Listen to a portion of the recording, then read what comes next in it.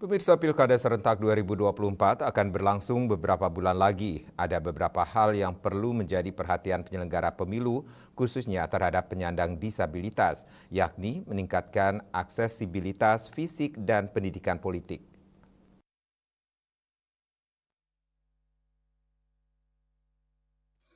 Koordinator Divisi Pencegahan Partisipasi Masyarakat dan Hubungan Masyarakat Bawaslu Provinsi Bali, Ketut Aryani mengatakan perhatian yang penting kepada penyandang disabilitas saat ini adalah memastikan bahwa semua tempat pemungutan suara TPS memenuhi standar aksesibilitas.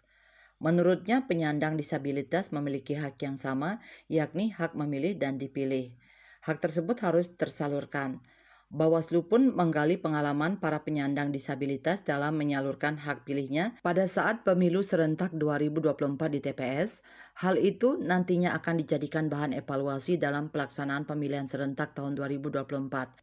Sementara itu, kegiatan fasilitasi penguatan kepemiluan kepada disabilitas yang diselenggarakan di Bangli mengundang siswa SLBN 1 Bangli, Yayasan Kupu-Kupu Bali Cabang Bangli, dan Yayasan Bunga Bali Cabang Bangli. Dalam acara itu, Bawaslu mengajak penyandang disabilitas ikut berperan aktif dalam mengawal proses pemilihan yang akan datang.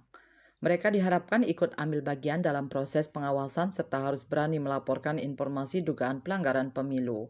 Dayus Wasrina, Bali Pos melaporkan.